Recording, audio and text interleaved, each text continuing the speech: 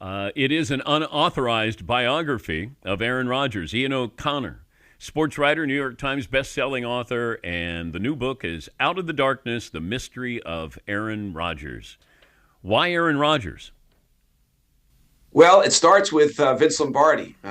Vince Lombardi coached at my high school. It was the only head coaching job he ever had before the Green Bay Packers. And he lived 8 houses away from me in Englewood, New Jersey.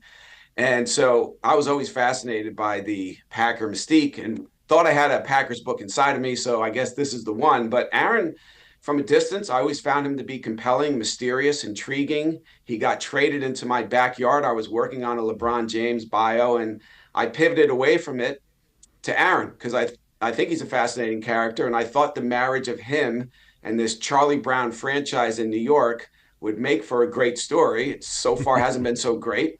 We'll see how it plays out this year, but that's why I took the project on. How do you avoid preconceived opinions, notions of Aaron Rodgers? It's not easy, but I was determined to go into this open-minded. And I think some of his friends early on, I ended up talking to 250 people. As Aaron said, I reached out to 500 and half called me back. That's about right. And a lot of his friends, I think early on and close associates were concerned that I had an agenda. That frankly, and one of his friends told me this, that you're a media guy from New York, probably liberal, looking to destroy Aaron in this book. And that couldn't be further from the truth. I had absolutely no agenda whatsoever. And I wanted to be open-minded about the vaccine, his stance on that, and everything else, including the conspiracy theories. And so I think I wore him down over time, and that's the reason that he agreed to sit down with me at his home in Malibu. Unauthorized versus authorized. How different would this book be if it was authorized? Well, when it's authorized, Dan, obviously it's that subject's truth as opposed to the truth or the pure truth. And I think that unauthorized, a lot of people, readers, think it's a dirty word, like it suggests a trash book. It's really a badge of honor. I think it's closer to a pure form of journalism. And the ideal is unauthorized biography with the subject's cooperation. With Aaron, I didn't get full cooperation. That would have required 15 to 20 hours. I got 2 hours with him at the end of the process to check all of my facts. And he did. He was very candid and thoughtful and engaging at his home on the Pacific Ocean. It was a great backyard setting for those 2 hours. But he made the book better, and I very much appreciate that. I'm trying to figure this out because is he leading us to believe that he wants to be left alone, do his own thing, but then still enjoys the spotlight? I think he wants to be talked about. I think he always has. And I think he leans into it now.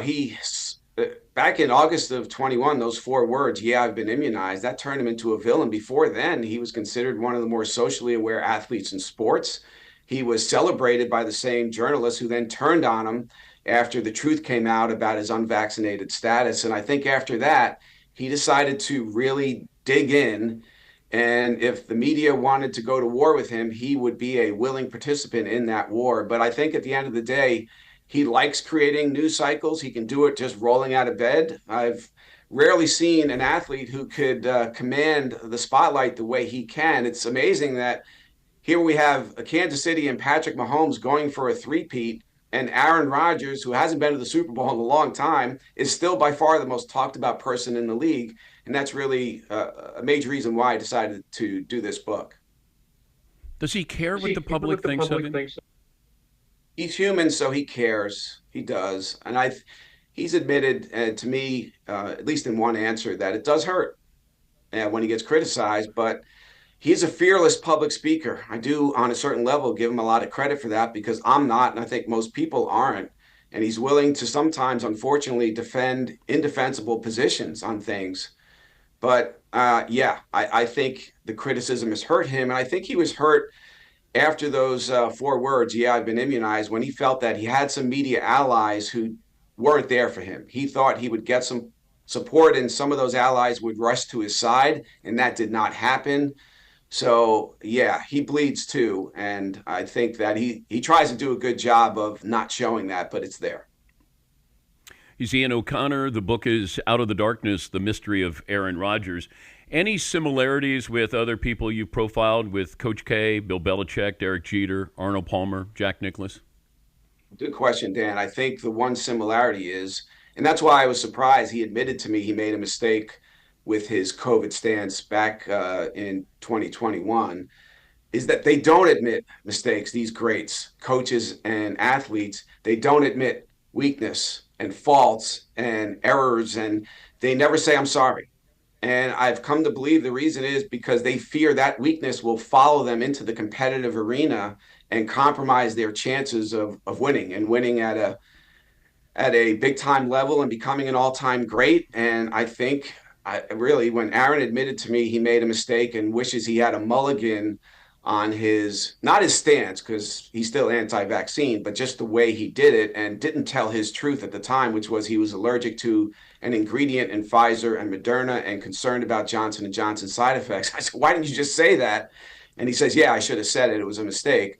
But when you admit fault, guys like Aaron Rodgers, Coach K, Derek Jeter, Belichick. When's the last time you heard any of them say, I'm sorry about anything? And I really think it comes down to they think it will hurt them in competition, and that's why they don't do it. If you gave Rodgers a do-over, a mulligan of going to the Jets or the Jets bringing Aaron Rodgers in, does anybody have a different opinion on that, either side? No, I think Aaron would still do it. I think the Jets would still do it. Of course, after this season, if they have a losing season or he's hurt again, I think the answer would be different. But Aaron was no longer wanted in Green Bay. He knew that. Effectively, that was a firing, even though he pushed for the trade. He saw this great opportunity, Dan, in New York, to, if he wins a ring for a franchise in the big city that has not been to the Super Bowl since January of 69, that's going to feel like three rings. And it's going to be Messier in 94 for the Rangers on steroids. And I think looking at Brady with 7 rings and Aaron with 1, he can't close that gap. But if he wins the big one for the Jets, it's going to feel like he really did close that gap. And I think he saw that as a great opportunity. And I agree with him. I wonder about his career, how he views it, because he's often referred to as the most talented quarterback, or maybe the one or two most talented quarterbacks to ever play the game, but he has won Super Bowl. Has it been a disappointment to him in what he's accomplished, even though he's been league MVP quite a few times? And I think the league MVPs helps a little bit. And he did win more of those than Tom Brady, but that's not what people count. They count the rings, and he's down 6 to the guy he will always be compared against. And that hurts. But he didn't have Belichick, arguably the greatest coach of all time. He didn't have Josh McDaniels, the best offensive coordinator in the league. And he didn't have that Patriot Way support system. There are people who believe that Aaron would have won 3, 4, 5, maybe 6 rings with the Patriots in the same situation Brady was in. Special teams and defense and coaching were factors in some of those bitter playoff defeats. If you look at particularly the period, Dan, from 2013 through 16, those 4 seasons of lost postseason opportunities, Aaron made big, sometimes magical, sudden death plays in each of those seasons. And there's nothing but failure in the box score. So I do think his 11-10 postseason record can be a little misleading. But at the end of the day, he's barely over 500 in the playoffs, and he can't really run away from that. Let me go back to you saying that he got fired by the Packers. Did he get himself fired? Like it's one thing that, the franchise is going to turn on you, but it felt like they were at a point of no return that they had to do that. Well, it was a very similar situation to Brett Favre, ironically enough. And Aaron was on the good side of that one, and now on the bad side of the franchise wanting to turn it over to Jordan Love. And I think that they always had later in his career the upside and the downside of employing Aaron Rodgers. But the downside got greater in that you had him. He wanted more personnel say and influence in decisions, and that's not really the Packer way. I think they gave him a little bit more late in his career, but not enough. And then suddenly he's not making the playoffs. That last year, he looked like a diminished player, misses the playoffs. So we're not getting the upside. When Aaron's healthy, we're getting in the playoffs basically every year. So they wanted to move on. He knew that. And again, with the Jets, it was a great opportunity. Hey, go to the big city. I'm coming from the smallest market in the NFL. Let me go to the biggest and try to pull off something that would be pretty iconic.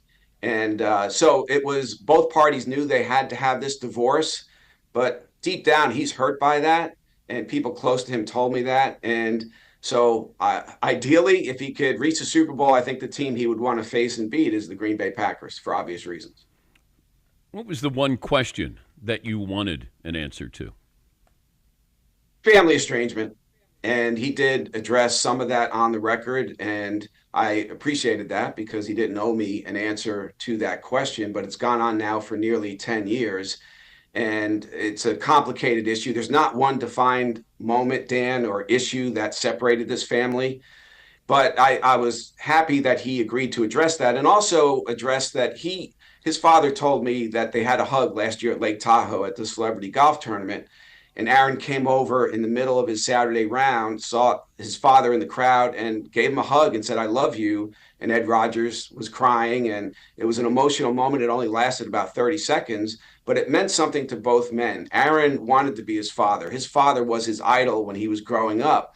And so Aaron told me for the book, and this is the first time he's ever said this publicly, he wants to have a relationship with a family member, this being his father.